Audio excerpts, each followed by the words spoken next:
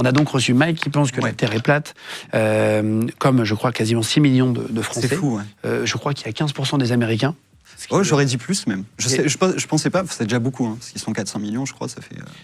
Non, mais ça fait du monde, il y a des gens qui y croient, on respecte tout le monde. C'est ça. Mais comment... déjà, quelle est ton opinion là-dessus? Je pose la question de base. Ouais. Et après, comment est-ce qu'on peut montrer, expliquer simplement que la Terre est ronde? L'opinion, en fait, si tu veux, c'est ce que pensent les gens. Tu vois, c'est difficile de les convaincre. On n'est pas là pour les convaincre ou quoi que ce soit. Nous, on est là pour faire avancer les choses. On aime l'esprit de recherche, se prendre la tête avec des trucs et trouver une solution là-dedans, etc.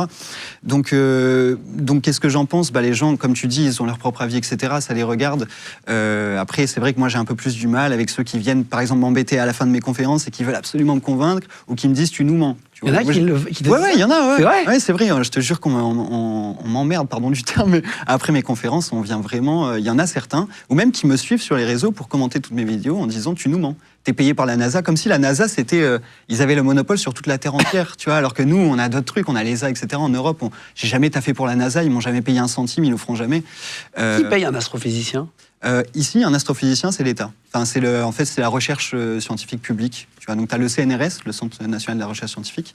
Et il faut savoir que les astrophysiciens, déjà, pour rendre hommage, entre guillemets, à ce métier, si je peux, si j'ai l'occasion, c'est que on est 10 000 sur Terre. Pas en France, on est 10 000 astrophysiciens sur Terre. Dans le monde. Ouais. Dans le monde entier. Ça représente 0,0001% de la population.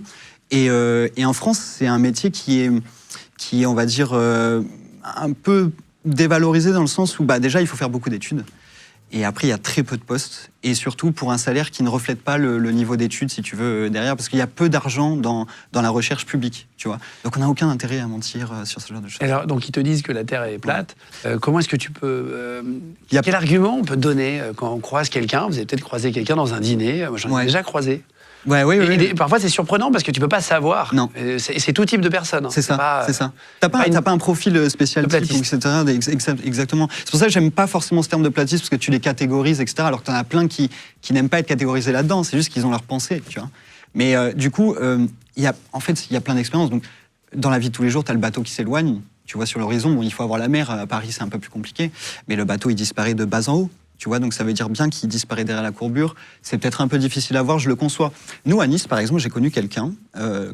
Il n'était pas platiste, attention. C'était un ancien ami, collègue, enfin pas collègue, mais quelqu'un que je connaissais, une connaissance qui était fasciné de tout ça. Et moi, j'ai commencé à observer, en fait, avec mon télescope et tout. Et je lui ai dit, viens avec moi une fois, etc. Au final, il est venu plusieurs fois observer avec moi en montagne, parce qu'à Nice, on a la chance d'avoir des montagnes pour observer.